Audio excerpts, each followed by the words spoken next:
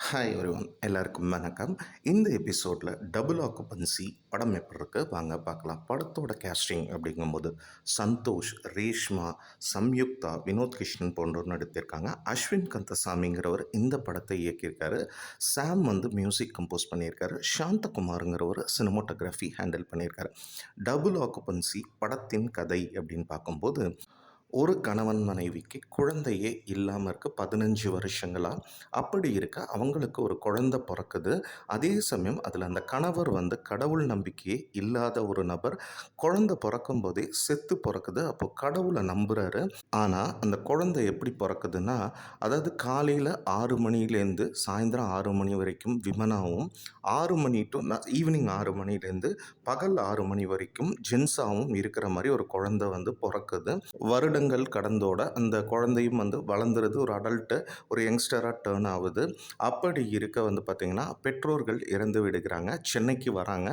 அப்போது இது எப்படி அப்படின்னு பார்த்தீங்கன்னா, பகலில் வந்து அவங்க வந்து ரேஷ்மாவாகவும், ஈவினிங் வந்து சந்தோஷாவும் மாறுறாங்க.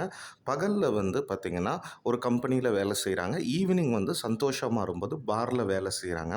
அப்படி இருக்க இவங்க வந்து பெண்ணாக இருக்கும்போது அவங்க ஆஃபீஸ்லேயே ஒரு கார்த்திக்னு ஒரு பையன் வந்து லவ் பண்ணுறான். அங்கே வந்து பாரில் வந்து பார்டெண்டராக இருக்கும்போது பிரியாங்கிற ஒரு பொண்ணுங்கிறது லவ் பண்ணுறாங்க. அப்படி இருக்க இந்த 2 பேருக்குமே ஒரு சந்தேகம் வருது. ஒரு குறிப்பிட்ட பாயிண்ட் ஆஃப் டயத்துக்கு மேலே ஏன் இவங்க இருக்கிறது இல்ல. அதே மாதிரி இவங்க வீட்டுக்கு அந்த கார்த்திக்கும் சரி, அந்த பிரியாவும் வரும்போது, அதாவது கார்த்திக் என்ன ஆகுதுன்னா, லேடீஸோட துணிலாம் அங்கே இருக்குது. பிரியாவுக்கு என்ன ஆகுதுன்னா, ஜென்ஸோடது. அதனால் பிரியா வந்து அந்த சந்தோஷை வந்து பிரேக்கப் பண்ணுறாங்க. அப்படி இருக்க உண்மையாகவே வந்து சந்தோஷ் கம் ரேஷ்மாவுக்கு நிஜமான லவ் வந்திருக்கு அப்படிங்கும்போது, இந்த உண்மையை வந்து தங்களுடைய காதலர்கள்ட்ட சொல்லிடணும் அப்படின்னு நினைக்கிறாங்க. அப்படி இருக்க இந்த டிரான்ஸ்ஃபர்மேஷனுங்கிறது வந்து morning 6 to evening 6, evening 6 to morning 6ன்னு இருந்தது வந்து கொஞ்சம் வந்து மாறி மாறி வருதுங்கும்போது, படம் எப்படி நகருது அப்படின்னு பார்த்தீங்கன்னா, எய்தர் இவங்க வந்து ஜென்ஸாக இருந்து அந்த லவ் வந்து ஃபுல்ஃபில் ஆச்சா, இல்லை லேடீஸாக இருந்து இந்த லவ் ஃபுல்ஃபில் ஆச்சா. அட் தி சேம் டைம் வந்து இது வந்து ஒரு ஜெனட்டிக்கலி ஒரு ஒரு டிஃப்ரெண்ட்டான கேஸுங்கும்போது, இதை வந்து ஒரு கார்ப்பரேட் எம்டி வந்து இதை யூஸ் பண்ணி பணம் சம்பாதிக்கணும்னு நினைக்கிறான். அப்படி இருக்க அவனோட எக்ஸ்பெரிமெண்ட் இதில் சக்ஸஸ்ஃபுல் ஆச்சா, இறுதியாக வந்து இவங்க வந்து ஆணாவே கண்டினியூ பண்ணாங்களா, இல்லை பெண்ணாவே கண்டினியூ பண்ணாங்களா, 2 இடத்துலையுமே இவங்களுக்கு காதல் இருக்குங்கும்போது எந்த காதல் வந்து வெற்றிகரமாக முடிஞ்சிச்சு, இல்லை இவங்க கடைசி வரைக்கும் இந்த 6 to 6 ஆணா பாதி பெண்ணா பாதி இருந்தாங்களா இல்லையா, இது எல்லாத்துக்கும் ஆன்சர் கொடுக்குற ஒரு படமாக இருக்கிறது தான் டபுள் ஆக்குபன்சி. இப்போ படத்துடைய ப்ளஸ்ஸஸ் அப்படின்னு பார்த்தீங்கன்னா, கேஸ்டிங்கை பொறுத்த வரைக்கும் சந்தோஷும் சரி சூப்பராக பண்ணியிருக்காரு.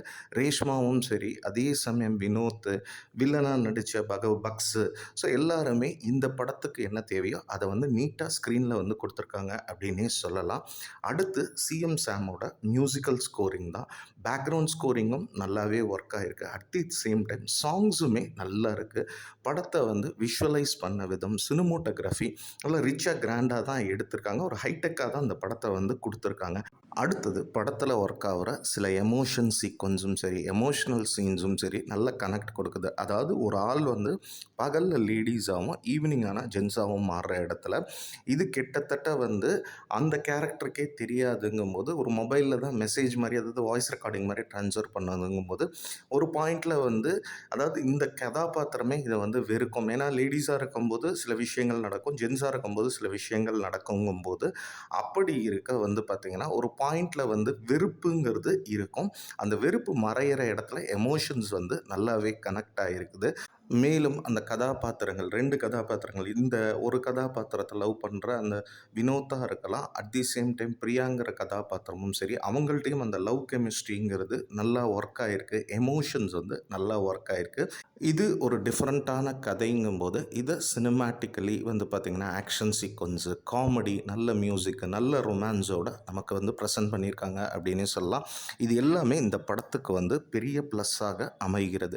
சரி, இந்த படத்தில் வேறு என்னெல்லாம் செஞ்சிருந்தா இந்த படம்ங்கிறது வந்து இன்னும் பெரிதாக அமைந்திருக்கும்னா, சில இடத்துல வந்து லாஜிக்கல் லூப்போல்ஸ் அப்படிங்கிறது இருக்குது. ஆனால் இவங்க இந்த படத்துக்குள்ளே ஒரு ரொமான்ஸு, காமெடி எல்லாமே வச்சுருக்காங்க. ஒரு ஆக்ஷன் சீக்வன்ஸு, ஒரு வில்லன் எல்லாமே வச்சுருக்காங்கன்னா, கொஞ்சம் லாஜிக் வந்து நிறைய பிசுறு தட்டுனாலும், ஆஸ் அ படமா பார்க்கும்போது ஓரளவுக்கு நமக்கு வந்து நீட்டா தான் பிரசன்ட் பண்ணியிருக்காங்க. எஸ்பெஷலி செகண்ட் ஹாஃப் எல்லாம் கொஞ்சம் வந்து கிறிஸ்ப் பண்ணியிருக்கலாமோ அப்படின்னு தோணுது.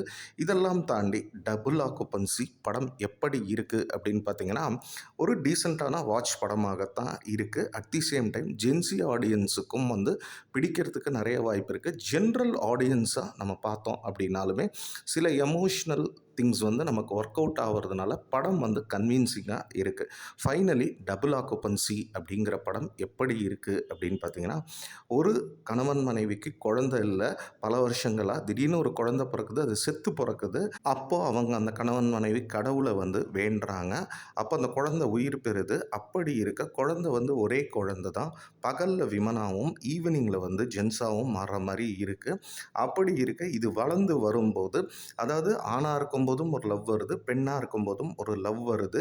இப்படி ஒரு டிரான்ஸ்ஃபர்மேஷன் நடக்குதுங்கிற ஒரு உண்மையை வந்து அந்த காதலர்கள்ட்டையும் சொல்லுது. ஆனால் அந்த டிரான்ஸ்ஃபர்மேஷன் ரெகுலராக நடந்துட்டு இருந்தது. கொஞ்சம் டைமிங் மாறுதுங்கும்போது இந்த வாழ்க்கைக்குள்ளே இவங்க காதலுக்குள்ளே இந்த பர்சனுக்குள்ளே வந்த குழப்பங்கள் அதெல்லாம் சார்ட் அவுட் ஆச்சா இல்லையா? இதை வந்து எவ்வளோ தூரம் டீசெண்டாக அதே மாதிரி இளைஞர்களை கவர் பண்ணுற அளவுக்கு ஒரு படத்துக்கு தேவையான எல்லா comedy, songs, sequence, technical works எல்லாமே கொடுத்து நமக்கு டீசென்ட் வாட்ச் படமாகத்தான் இந்த டபுள் ஆக்குபன்சி அப்படிங்கிறது ஒர்க் ஆகுது. சென்சார் சர்டிஃபிகேஷன் அப்படின்னு பார்த்தீங்கன்னா யூஏ சர்டிஃபைடு தான். படத்தில் லிப்லாக் சீன்ஸ் எல்லாம் இருக்குது. இதை மைண்டில் வச்சுட்டு பார்க்குறவங்க பாருங்கள். மேலும் ஒரு புதிய திரை விமர்சனத்தில் உங்களை வந்து சந்திக்கிறேன். வழக்கம் போல தாங்க, விமர்சனங்கள் பிடிச்சிருந்தா லைக் பண்ணுங்கள், தெரிஞ்சவங்களோட ஷேர் பண்ணுங்கள், சேனலை சப்ஸ்கிரைப் பண்ணுங்கள். நன்றி, வணக்கம்.